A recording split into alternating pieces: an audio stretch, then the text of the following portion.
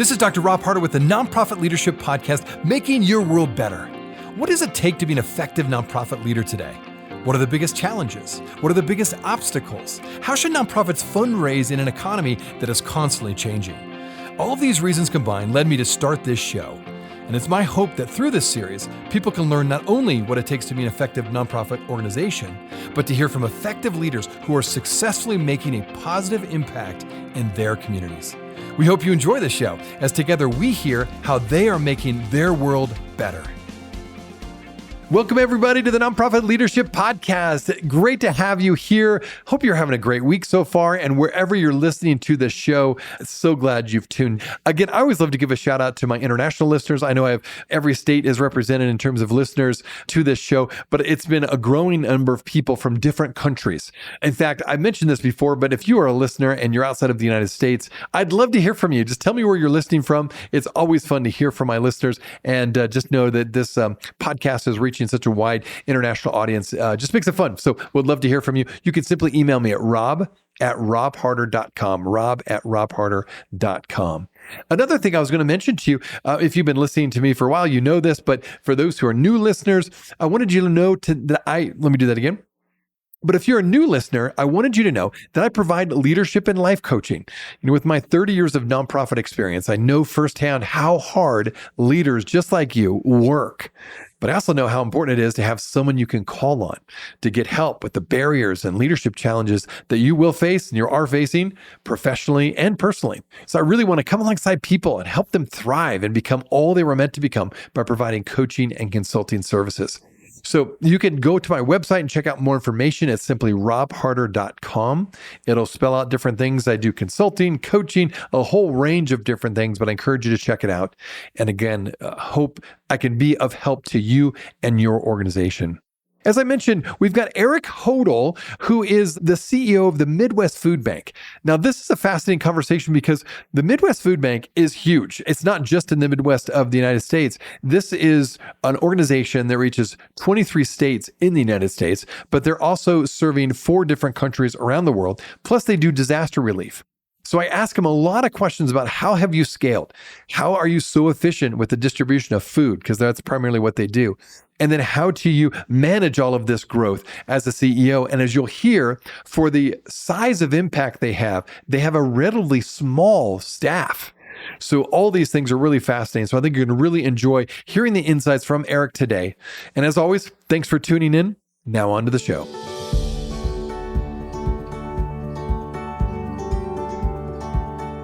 This podcast is sponsored by DonorBox. DonorBox, helping you help others with the best donation forms in the business. Well, welcome to the Nonprofit Leadership Podcast. We've got Eric Hodel here from the Midwest Food Bank. Eric, thanks so much for joining us today. My pleasure. Thanks for having me, Rob. Absolutely. Well, I always think it's good for my listeners to hear a bit of the background of my guests. And so maybe just give a quick background of you, how you got into this role, and a little bit about the Midwest Food Bank. Absolutely. Yeah. So born and raised on a farm in central Illinois, went to university, got an engineering degree, and hired into Caterpillar and spent 20 years in corporate America working for Caterpillar, a variety of engineering, marketing, product development, and just really had a blast kind of growing with that organization, working for great leaders, traveling around the world and moving several times.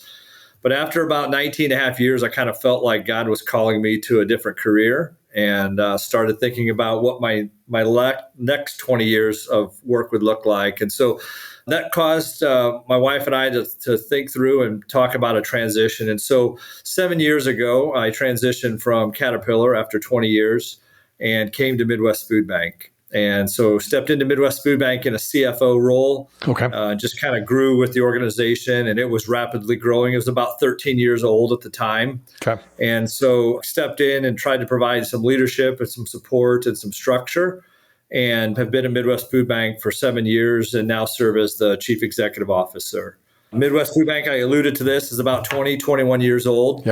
And we are a nonprofit feeding organization. The space that we play in is really kind of the wholesale space of the food supply chain, where we're rescuing food and we're recovering and we're procuring food from food manufacturers, food distributors, food retailers. And we're doing that at the truckload level. And so we're bringing semi-loads of food into our warehouses and then we're repackaging it, and then we're serving agencies and pantries that then serve as the retail outlet to serve the food recipient that's in the need. So we have the scale and we have the capacity to bring the food in large volumes, and then we give that to 2,500 agencies across the U.S. at no cost for them to do the relief work and provide food to those that are in need in their communities. Great work. And just for my listeners, give a little bit of the scale. It's you serve a lot of food pantries. You give a lot of food out in a given year. Maybe just give a few quick numbers for people to get an understanding of the scale of what you do. Yeah, we have 10 locations across the U.S. So we have 10 physical facilities and warehouses. We have 2 locations internationally. We serve in Haiti, and we also serve in East Africa. So that's kind of our geographic footprint. Okay. We are providing about $500 million of food to 2,500 agencies. Wow. And that is reaching 23 states in the United States plus 2 countries. So that's approximately what the scale is. We have about 50 to 55 employees across that footprint. Okay. So typically 5 employees per location, and the rest is done through volunteers that come and serve. Okay. That's great. Well, maybe before we dive into a little more specifics and leadership questions, I always think it's interesting to have people on that are dealing with food insecurity, talk a little bit of philosophical background on this issue, because it's such a big one. And I think, since COVID, I think a lot of people are like, hey, our problems are over and we're going to get back to normal. Well, inflation and the price of everything, especially food, has gone up right in the last couple of years, which causes people to still really struggle with food insecurity. So maybe from your point of view and your experience there so far, in your opinion, what are the root causes of food insecurity in America, and what role does policy changes have in addressing these underlying issues, in your opinion? Sure. Yeah. So root causes, and I'll kind of start with the why. Again, why do food banks exist? It's typically, not typically, but statistically, 1 in 8 people are food insecure. 1 in 6 children are in a household that are food insecure. And so if you think about that 1 in 8 metric, food insecurity, it hit that low point in terms of the need, or the high point in terms of number of people in the need, back during the 2008 economic recession.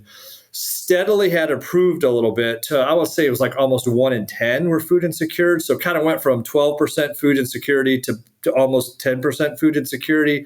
And then the pandemic that you referred to kind of put us right back into that 1 in 8 or 12% food insecure. So a little bit of maybe the household economic ground that was improved was unfortunately lost during the pandemic. And, a lot of those jobs, as you shut down or harness an economy, travel industry, hotel industry, restaurant industry, banquet industry, I mean, all of that just really typically hits somebody that's in the just medium range of income. And so what we really have seen, unfortunately, is those that were on the margin have kind of gotten pushed back into the throes of needing some family support. And that's where food insecurity, the part that we play, comes into picture. Yeah. I think it's also important to think about, you talked about, the why and the root causes, but how are we built as a country to handle food insecurity? If you think about, the way we're organized is food banks started in like 1967 is when the first food bank actually started. Mm-hmm. Traditionally, our government has played a role that says, hey, we need to care for our neighbors, which is great. Right. And so the way it's structured today is food banks will go out and will rescue what extra food is out in the supply chain. Then the Emergency Food Assistance Program is a way for food banks to get funding from the government to supplement their food banks. And then there's also SNAP, which would have been, depending on the listener, known as food stamps, which is also a way that the government gives the individuals money that they need to put food on their table. So the government kind of has a role to play.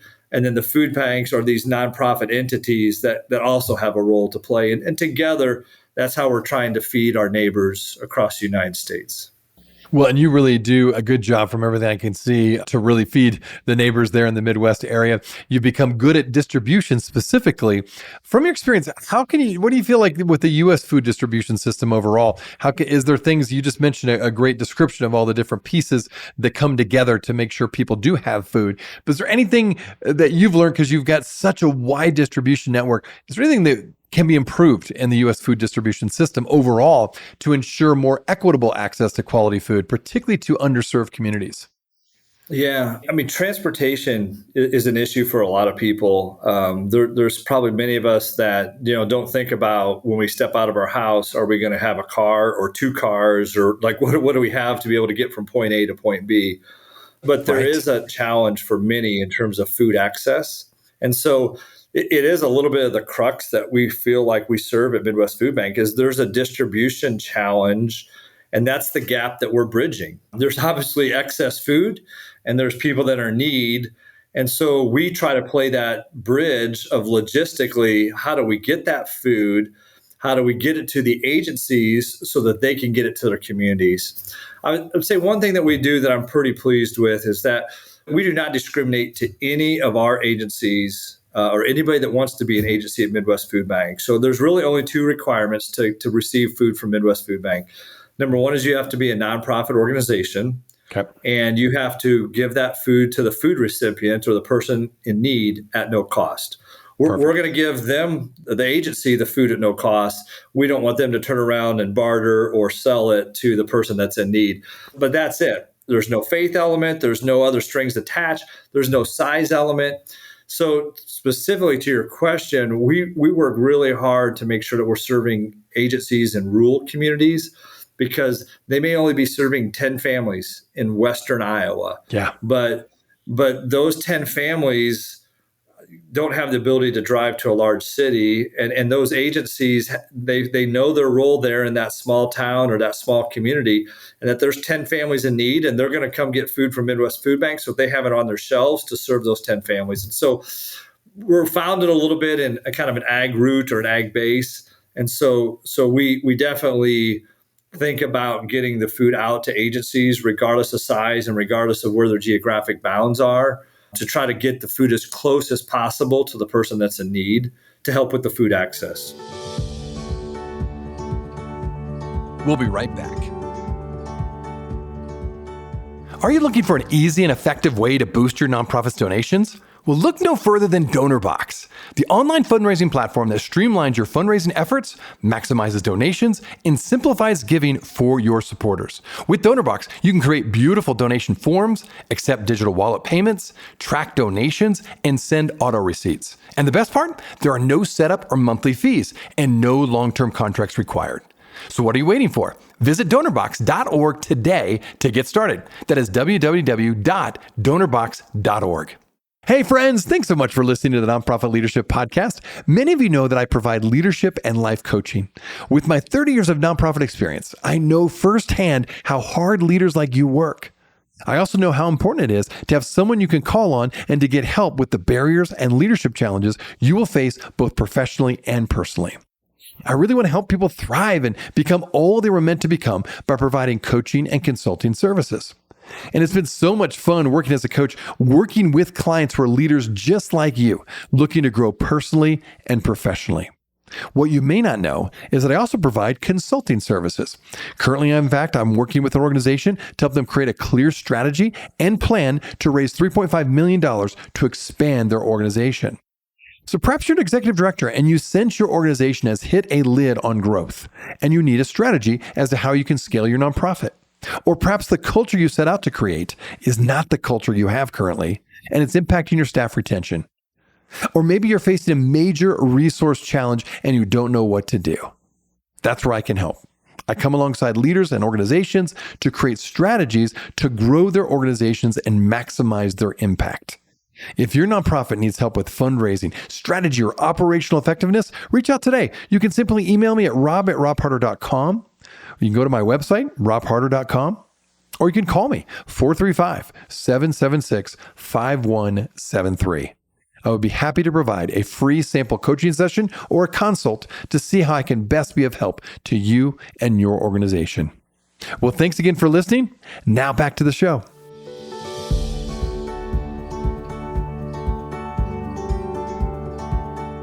Let's keep talking about food distribution and even food waste for that matter, because they go together with what you're doing. You're rescuing food, as you mentioned.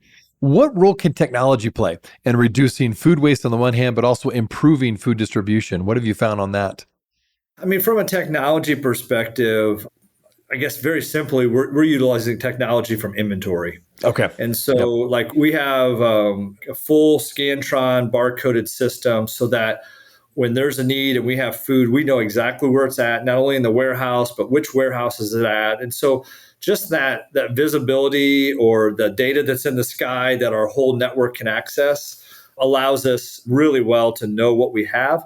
At the same token, it gives us some traceability so that in the very, very rare situation that something goes out to an agency and there's a recall or there's something that we need to inform them that, this is no longer a consumable product. We have that information available that we can quickly communicate that to keep people safe and again, a very, very rare situation. So, we work with a lot of food vendors and food donors, and I know they're working on their systems and they're going to continue to improve efficiency. But in general, for us, I would say technology comes into play in terms of tracking our inventory and tracking where our food is across the network. Okay. No, that helps actually. That makes sense. And I'm just curious on that with your technology use, are you utilizing AI in any form? And if so, I'm curious, what are you using AI for? Yeah, very limited. And when we do AI, it may be in the grant writing space or maybe kind of in the creative authoring or art space. At this point, we're not using AI to schedule trucks or, to run our logistics. Okay. Yeah, I'm just curious. Yeah, I've had people on the show talk about AI, can create efficiencies. Depends on what your nonprofit is and what the purpose of your organization, but good to know. Okay, well, let's specifically look a little bit more at the Midwest Food Bank because it is, you impact so many people. You're a large organization providing so much food for so many people. How do you manage to distribute such a large volume of food? I mean, you already mentioned a few of the numbers. In fact, you can share a bit more if you want in terms of just how many $1 million worth of food that you distribute and how many nonprofits you have. And then what would you say when it comes to managing it? I'm sure there's a whole logistical process of not just getting the food out to people, getting the food to the nonprofits, I should say, but these food banks. How do you provide, follow-up accountability? Is there any kind of training with those individuals, like purely in the food distribution business, if you will? First of all, like our vision is not only to feed somebody physically, but to encourage them and nourish them spiritually. So there is kind of the hands and feet of Jesus in terms of which we operate. That I would say is more than just a food bank or more than just a warehouse environment. So it's interesting because we have a pretty high efficiency model. 99.2 cents of every dollar goes to food distributed. And so we do run really lean, but at the same time, like we're not ultra focused on efficiency for the sake of, we know that volunteers are there to give back and they're there for purpose. And so we're not going to take 5 volunteers that are working on a project and tap somebody on the shoulder and say, hey, we don't need you anymore. We can do this with 4 volunteers. We're going to let the 5 volunteers lean into the project, get the work done. And they're there for community and they're there for other reasons in addition to helping serve those who are in need. So the efficiency piece of it has 2 perspectives in our mind as we think about it. You're only as good as your team. And when you talk about how are we able to get so much food out to people, I would give credit to, we have a great leadership team. We have a wonderful staff of 55 employees, which is very, very lean. But we have 30,000 volunteers that make up our team. Yeah. And so it's those people, the hands and the feet that are packing boxes, driving trucks, doing books, running a forklift, hosting a volunteer group. We are so, so blessed with the number of volunteers and the talent that they bring to the organization. Our job as staff and leaders is to kind of channel them and put them in places where they can be successful. But I would just say we just have wonderful people that come in with the desire to serve and give back. That's probably what allows our flywheel to keep on spinning. We do think about proven methods or areas where have really yielded results from a different division, and we share those across the organization. And so we are connected across our 10 locations. We share those proven methods or best practices, and it helps with our learning curve. And our processes are scalable so that when we start something, we're able to quickly take that to the next level and can kind of scale it up. And so all those things, the volunteers, the scalability of our process, the utilization of best practices and proven methods allows us to to grow. And really, we've talked about sustainable growth. Like we're not growing because we're trying to chase a number. Right. We're growing because there's a need. People like our model. We haven't had an agency yet that has come and said, boy, I really don't like the fact that I get this food for free. They're honored and they're thankful. That won't be a problem. Able to have the food for free at no cost. And so it's that kind of just doing a good job that allows people to jump on board and we can sustainably grow what we're doing. Okay, well, let's talk about volunteers. You have so many of them, over 30,000, and volunteers are really the lifeblood for most nonprofits. What would you say in terms of how do you recruit them? Obviously you have a lot of them, and then how do you manage them and continue to retain your volunteers as well? I mean, we just put a high emphasis on people within the organization, and a lot of people like to refer to this and they give the tour, but they have kind of the statement that they'll stop at the kitchen area in most of our locations that has a place that's like a break room or a kitchen area or dining area. And they point out that we have volunteers that feed food to our volunteers. So we have volunteers serving volunteers. And so I would say that's cool.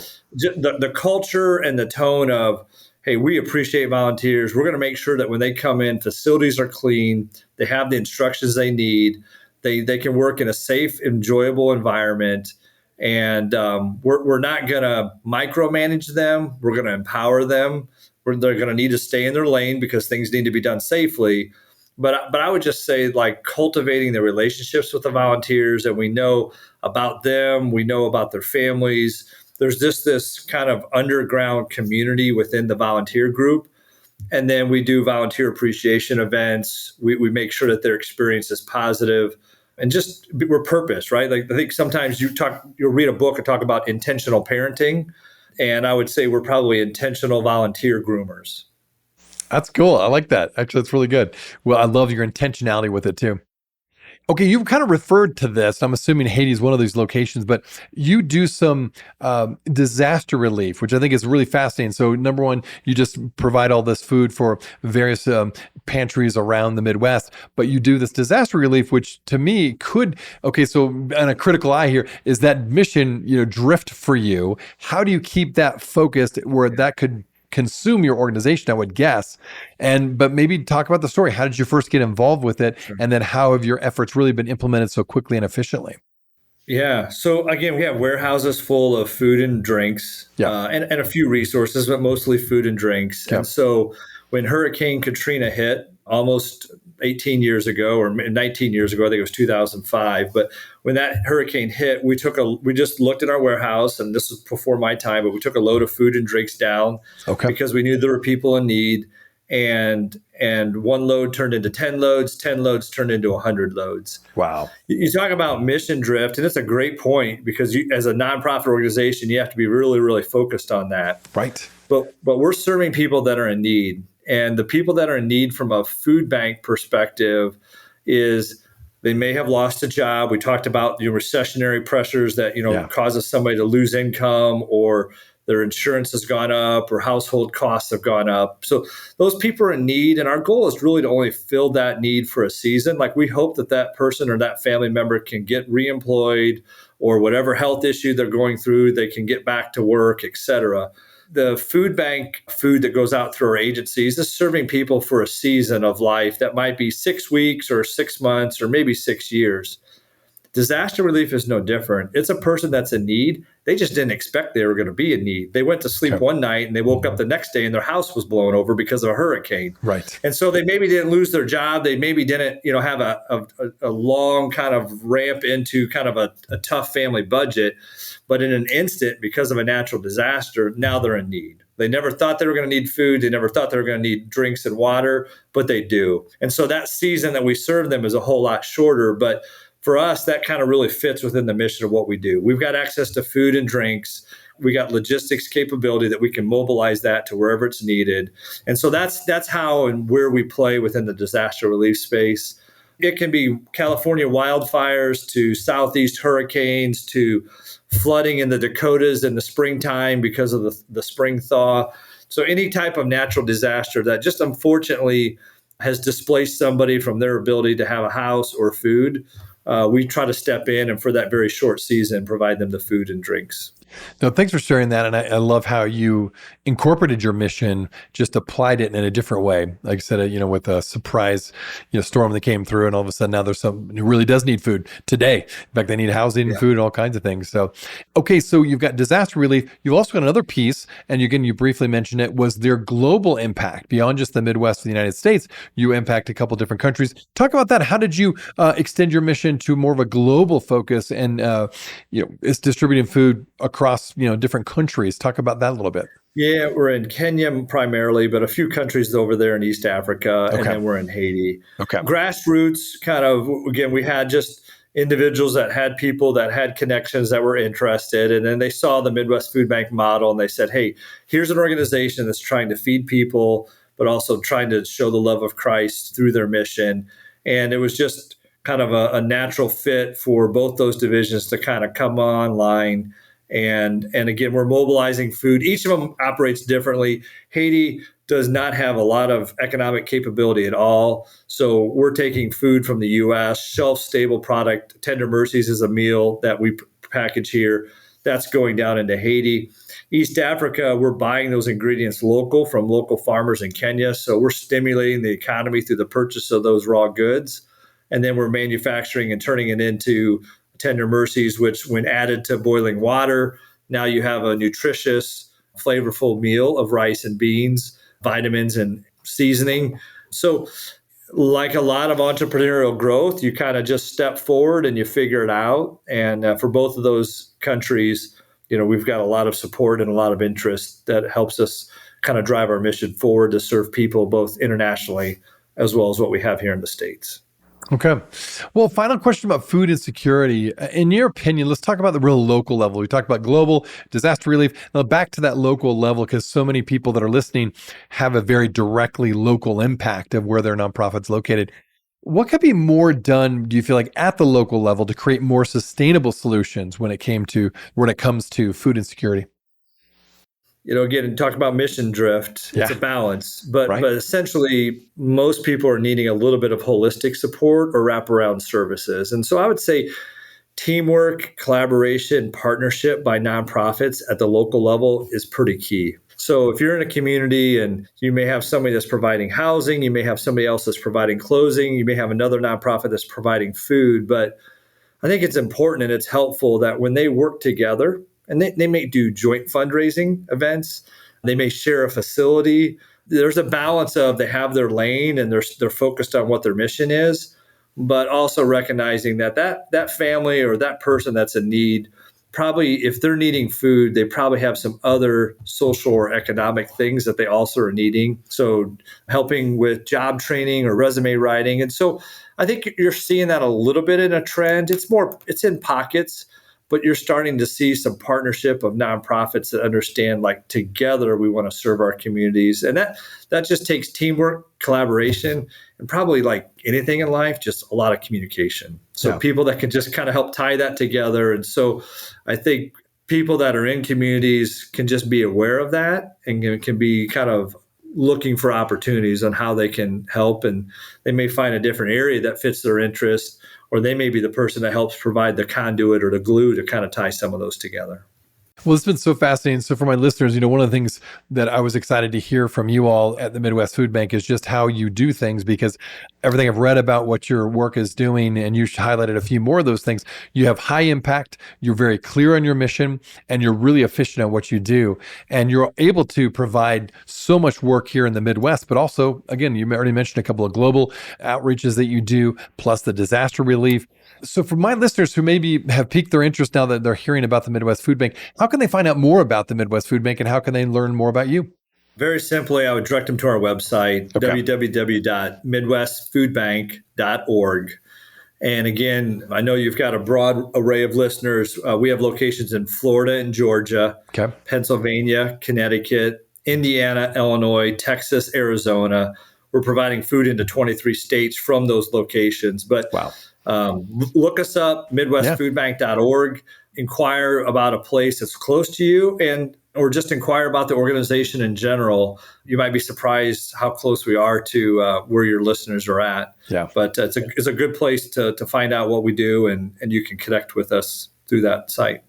Well, again, Eric, thanks so much for being on the show to share your insights. And thanks for all you're doing to provide food for so many, really millions of people. So thanks for all you do. Thank you, Rob. Appreciate it. Hey, friends. Well, I wanted you to know that this podcast can be found on iTunes, Spotify, Amazon, Google Podcasts, and wherever you listen to other podcasts. I also want to encourage you to like, subscribe, and share this podcast with others. This will actually help us get this great content out to more nonprofit leaders just like you. You can also join the Nonprofit Leadership Podcast community. Find other resources and interviews of past guests all on my website, nonprofitleadershippodcast.org. Well, thanks again for listening. And until next time, keep making your world better.